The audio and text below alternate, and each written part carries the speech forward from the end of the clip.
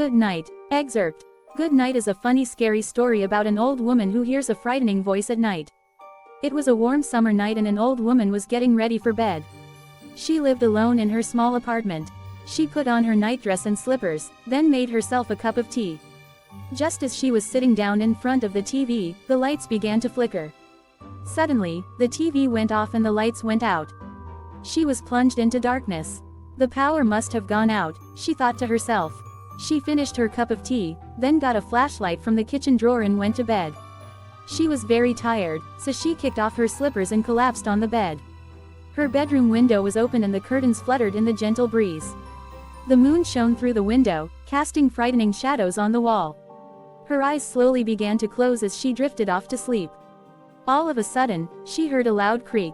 She opened her eyes and wondered what it was. Perhaps it was just the wind, she told herself. She tried to relax and go back to sleep. Just then, from the kitchen, she heard a loud noise that sounded like dishes being smashed. A hoarse voice whispered, "Tonight, you will die." The old woman was startled. "Who's there?" she cried. "I'm going to enjoy killing you," the hoarse voice replied.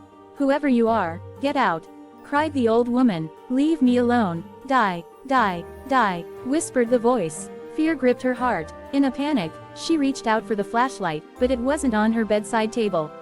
She tried to find her phone, but she couldn't remember where she left it. She lay in her bed, gripping the sheets and shaking with fear. "I've come here to kill you," said the voice. The old woman's pulse was racing and her heart was beating fast. She was so terrified she could barely breathe. She scrambled out of bed and cowered in the corner. "Please," she begged. "I'm an old woman. I've never harmed anyone. I don't deserve to die." "There is no escape," said the voice. "I'm going to kill you slowly and painfully." Crouching in the corner, the woman could not bring himself to move. She was paralyzed by fear. Her hands were shaking convulsively. Her brain ceased to think properly. The terrifying voice echoed in her head over and over, "Die.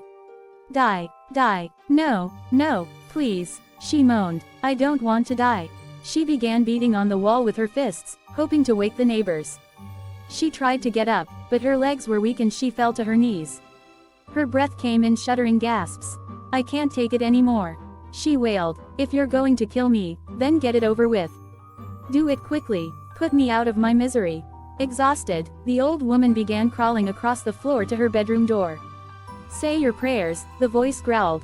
"You'll be dead soon." With her last ounce of strength, the old woman grasped the door handle. She wanted to be brave. She wanted to look her killer in the face before he snuffed out her life.